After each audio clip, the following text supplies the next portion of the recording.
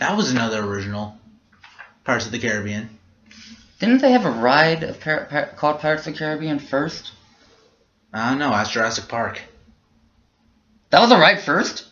No, they mentioned Pirates of the Caribbean inside Jurassic Park. I don't remember that. Oh my god. But I do remember something about, well, okay, I don't know if it was called Pirates of the Caribbean, but I do remember that there was a ride with, like, you know, like a ride at Disney World or Disneyland, and they did have animatronic pirates. I wouldn't know. I haven't been there. Well, I don't know if I don't remember if I've seen it. I mean, I've been to both places before, but I do remember, like, you know, this kind of song that they had.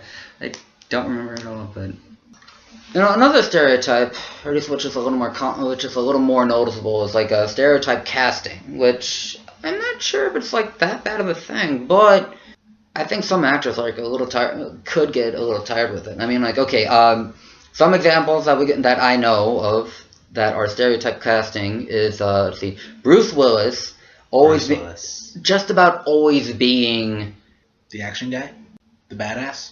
Yeah, just about every role. Yeah, Bruce Willis just about always being casted as a badass character and whatnot. Another example is actually right here. Leslie Nielsen. Alright, for like about 25-30 years in his beginning career, he did some comedy and some serious roles. And since late 1987, Leslie Nielsen always did a comedy type roles. Another stereotype casting. Will Smith. Somehow he's like well, I feel like if he does like a, you know, like a semi-serious movie or like a movie that has like some comedy, they sometimes may try to put in something where he's like always doing that signature scream he has if he isn't doing a completely serious movie. The signature scream.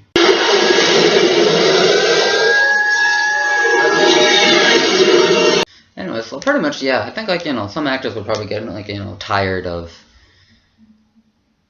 their stereotype. Although, stereotype casting. However, the one guy who, like, in the original Psycho movie, who was, well, technically the villain of the movie, because of the Psycho movie, he actually got casted as a stereotype. Or he had a stereotype casting, I guess. I didn't read much into it, but he had a stereotype casting, probably about just always being the villain or whatever. Instead of an interview, he was asking, like, you know, like, if he would have had a chance to do Psycho all over again, would he have done it? He said yes, even if he knew he would be a stereotype casting after that. I never saw the movie, but it looked interesting. I recommend it. But try watching the first one before the original. I haven't seen the original, but I mean, I haven't seen the remake, but some movies, you should see the original first, and then compare notes. One thing I don't like with movies nowadays, repetition. Have you noticed that when it comes to, like, okay, like, think Paranormal Activity. All four of those movies, same thing, same basic concepts. We get it. Suspense, thriller, fine. However, when it came to something like Chernobyl Diaries, same basic thing, only with more not point of view, which is what POV stands for. One that I saw that I wanted to see is Dark Skies, which came out today. It's from the person who created the Paranormal Activity movies. But I think the first ever movie that was set in that kind of perspective, I think, was the Blair Witch Project. Oh yeah. But still, my point being, it's repetition. Don't you think after a little while people get tired of the same thing over and over and over? Like, I know I don't get tired of this, but Nightmare on Elm Street. Basic same plot line. Halloween. Friday the 13th. Same damn thing every single time. And they expect a different ending. Like, okay, yeah, maybe, like, they still like like, you know, those kind of concepts, and even if it's going to be the same actor, or, I mean, same character, and, you know, like, it's just basically the same, except only, like, you know, slightly different. In other words, like, you know, like, such as, like, first it's a family of 5, next it's just a bunch of high school kids. So, I don't know, I guess it's... I'm not saying that I have anything against those specific movies in general. I'm just saying that the concept of repetition is becoming repeated. Oh, yeah, well... I do okay, I can understand. I can understand that. Yeah. Live action adaptations. Even though that'd be considered inspiration at the same time. It's still live action adaptations, like, say, again, Iron Man, Thor, Captain America, Justice League, Avengers, Transformers. They haven't done Justice League yet. But they're working on it. But still, live action adaptations, those are actually getting pretty good nowadays. Oh my god, shut up, phone! It actually worked. Yeah, although there have been some movies where they I don't know, kind of ruined with when they did a movie of it and ended up doing a live action movie, like the Mario movie. Like I was just thinking that exact same thing. Yeah, I haven't seen it, but I did see a review from the Nostalgia Critic. Actually, we both have. Yeah, the movie definitely could have been better. It could have been a whole lot better. Yeah, there are some good ones, like the Transformers series. Yeah, I heard that they're coming with a new trilogy, actually. Trilogy? I only heard that they were only having one. Well, actually, I didn't hear anything about a trilogy. I just knew they were having another one, which was... Well, I think they're going to try and make this one off for a new trilogy because Michael Bay is going to be passing the gauntlet to someone else. And those movies are actually pretty good. I remember back when it was first coming out in 2007, that so many adults were like, no, you cannot do this to Transformers. You're going to ruin it, especially if you were going to do Optimus Prime. And they were just ripping on it. And I also see some of these little kids seeing the really, really, really big advertisements for Transformers, like the one of Optimus Prime and Megatron just facing off at each other. Oh yeah, and it has Sam and Megan Fox and the army dude in the middle. But still, that picture, I remember seeing a little kid saying, "Hey, Daddy, isn't someone like Hotshot gonna be in there?" And I'm like, "Sorry, kid, that's a different series of Transformers." And the dad literally looked at me and he was like, "You know this version of the Transformers?" Like, yes. This one was actually based off the old 1984 series. And he's like, "Really?"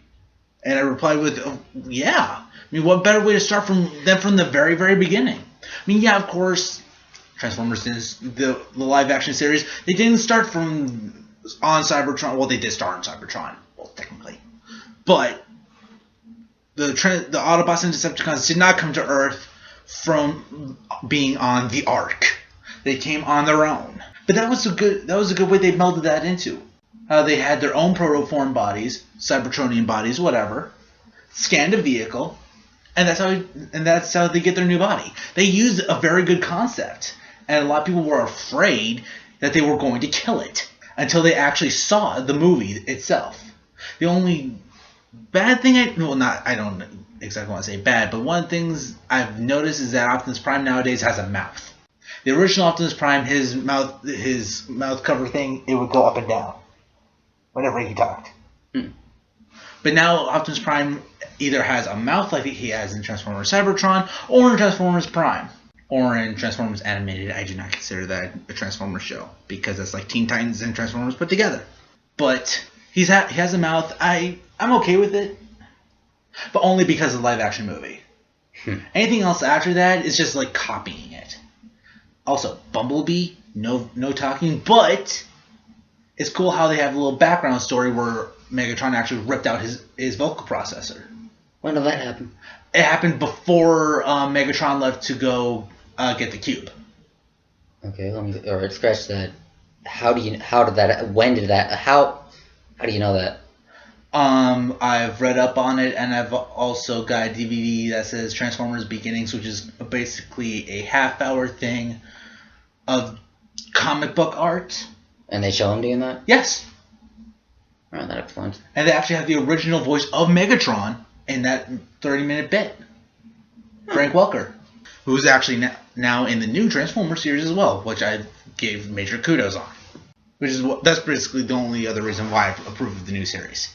But still, back to the main subject, live action adaptation, Transformer was a good one. Super Mario Brothers, ugh. And we haven't even seen it. It doesn't even look good. Trust me, it doesn't. I feel bad for people who have. I still want to check it out, though. Of course you do. Another horrible adaptation, in my opinion, Dragon Ball Evolution. It was bad, but it wasn't horrible. I mean, they could have done better on the costuming, at least for Goku. They could have made Ozaru bigger and more ape-like. I don't remember anything about Ozaru. He almost looked like a weird werewolf. When did he... He still was in human form, right? Technically? No. Well, I don't remember ever seeing a giant anything, so... He wasn't giant, that's the problem. Ozaru means great ape form. Or great ape. They could have done better with Bulma. They did okay with Piccolo. But one thing I absolutely did love throughout the entire series, the entire movie, they only got 2 characters pegged on the head. Roshi and Yamcha. They got Yamcha to a T, especially how with the relationship between him and Bulma. And also Roshi, perverted, grabbed her ass. It was subtle, but it was there. He dropped her. And that was the first time you see him. Like Playboy magazines or magazines like Sports Illustrated. Those magazines were all over his island home, which was in the middle of a city. Well, in my opinion, it doesn't have the Dragon Ball's feeling that the original anime had, but I will say that it might have been an attempt to try to make it a little more our universe, our world, making it seemingly feasible. But yeah, it definitely could have been better. It definitely could have been better, and definitely. Actually, they're trying to make a sequel. Well, I'd have to see how that goes, but whatever the case, it didn't I have to admit with Tsukomaru here and obviously other Dragon Ball Z fans, it didn't have too much, if any, of a Dragon Ball Z feeling. Geeko. Who's Geeko? That was the bullies that called Goku Geeko, just to intimidate him. Who calls someone Geeko? I don't remember that, but it sounds right. Where they're picking on him, where he arrives at school on his bike, and then the 2 main bullies pull into the same spot that he parked and just totally trash his bike. And he was like, "You're gonna pay for that." And the guy who was driving was like, "Make me pay, Geeko. Come on, right here." And he was so tempted to punch him. It was before the introduction to Chi-Chi. Chi-Chi they kind of nailed on the head too. Anyways, okay, so that's enough for 1 episode, or 2. Anyways, folks, that's it for this episode of D-Talk. I hope to see you guys again.